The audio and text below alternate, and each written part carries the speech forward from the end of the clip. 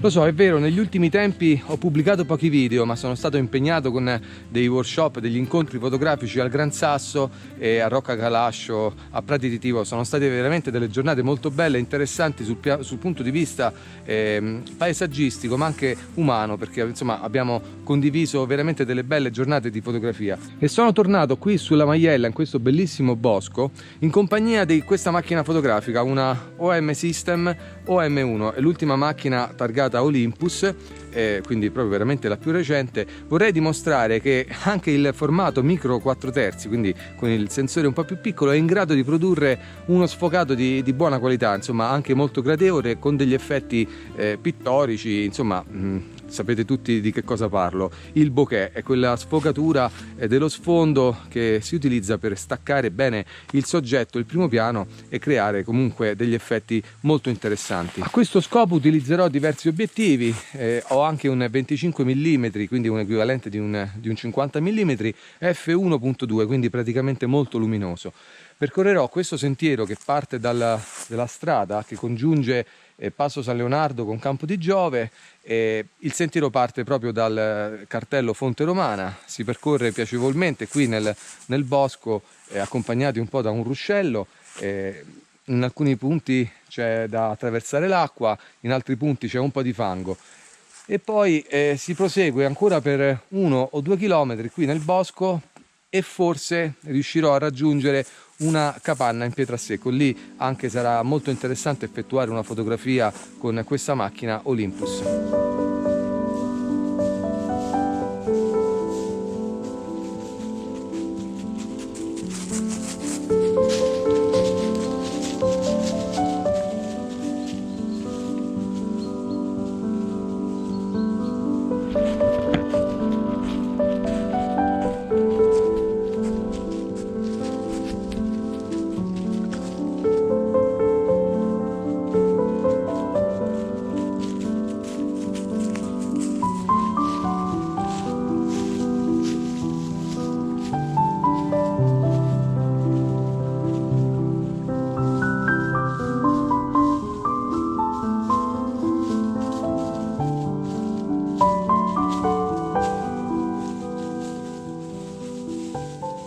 E per ottenere uno sfocato, un effetto bokeh gradevole e pittorico, non è importante la dimensione del sensore, ovvero una macchina con full frame, con il sensore full frame APS-C o micro 4 terzi. L'importante al contrario è l'apertura del diaframma del nostro obiettivo, per cui per realizzare delle fotografie con un effetto bokeh, quindi con uno sfondo particolarmente sfocato, l'importante è avere un obiettivo luminoso ed utilizzarlo magari a tutta apertura. In questo momento sto utilizzando un obiettivo Olympus 25 mm f1.2, praticamente è l'equivalente del 50 mm più luminoso qui della linea di Olympus. È un obiettivo tropicalizzato, insomma un bellissimo obiettivo. E per ottenere il massimo dal nostro obiettivo dovremo avvicinarci quanto più possibile al soggetto, magari anche riempire il fotogramma. In questo caso a me piace realizzare, in autunno specialmente, delle fotografie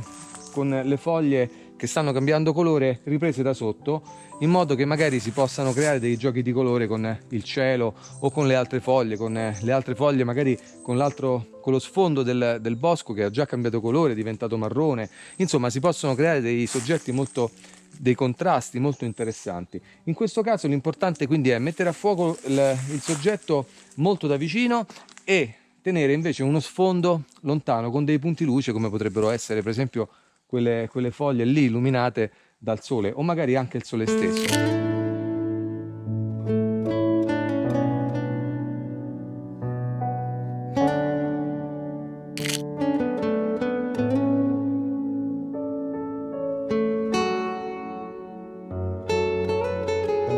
E in questo caso vi posso garantire che non avrà più importanza la dimensione del sensore per ottenere un effetto sfocato o un effetto bokeh, ma avrà soprattutto rilevanza la distanza che terrete tra l'obiettivo, il soggetto e lo sfondo. Più è vicino il soggetto e più lontano lo sfondo, più avrete un effetto sfocato. Ma per ora dobbiamo continuare a camminare qui su questa bellissima sterrata. Stiamo uscendo dal bosco e tra poco avremo davanti a noi il panorama delle cime più alte della Maiella, il Monte Rapina, il Monte Pesco Falcone, da quella parte il Monte Amaro, magari non so se si riuscirà a inquadrare. Di fronte avremo il Monte Morrone e proseguendo su questa sterrata per ancora circa 800 metri, forse 1 chilometro, incontreremo una capanna in pietra a secco molto bella, incastonata nel bosco.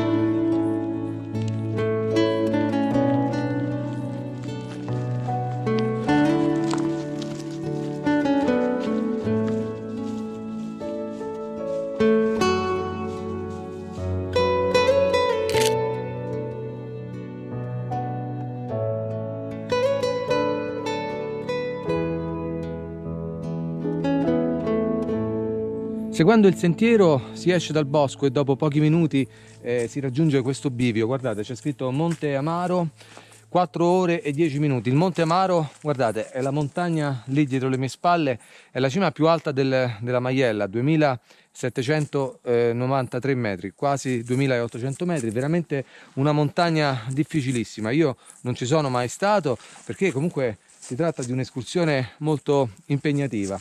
E proprio qui dietro, dentro il bosco, c'è una capanna a pietra a secco, impropriamente detta Tolos.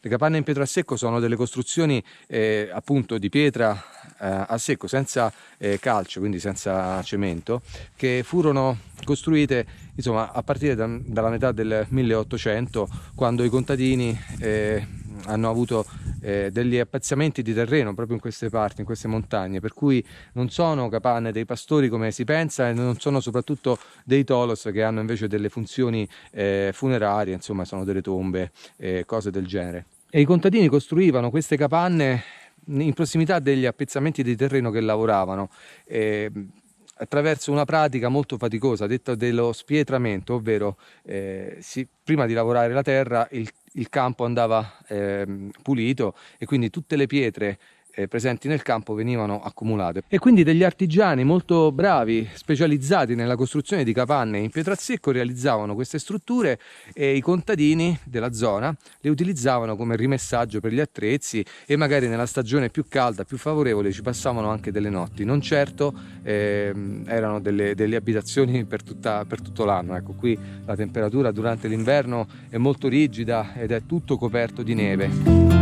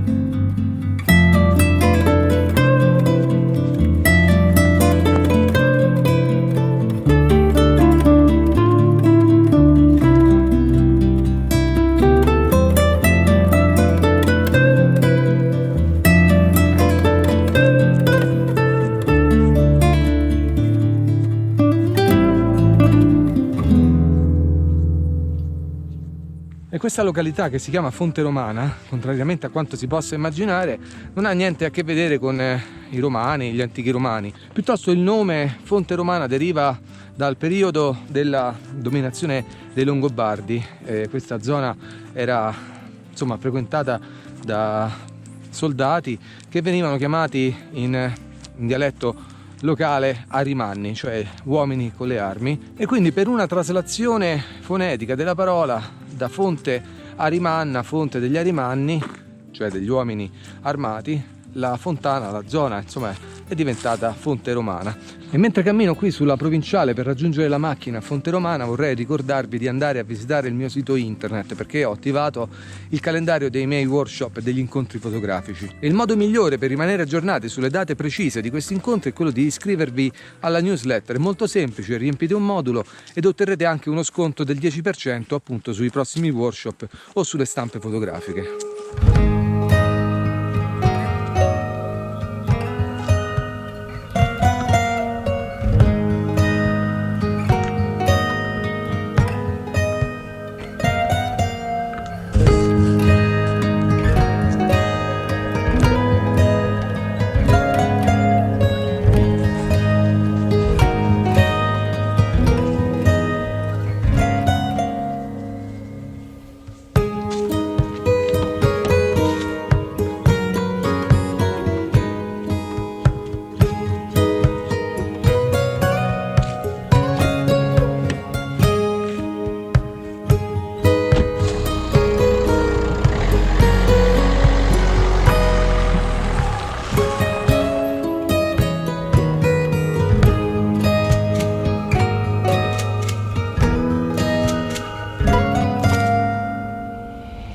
E per pochissimi secondi non ho fatto in tempo a cogliere il sole che tramontava da quella parte, ma la Maiella ancora colorata, per cui non voglio perdere altro tempo e voglio realizzare la mia fotografia qui, in questo punto, con i tornanti e la Maiella che si sta colorando in questo momento.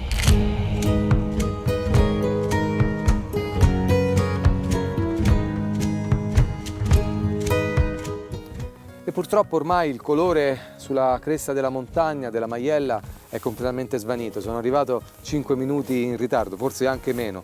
Purtroppo la fotografia di paesaggio è anche questo. Cercherò di realizzare qualche fotografia utilizzando la struttura di questi tornanti, che comunque è molto interessante. C'è comunque un po' di colore che spunta dalla vegetazione qua e là, e se qualche foto sarà interessante la vedrete scorrere alla fine di questo video.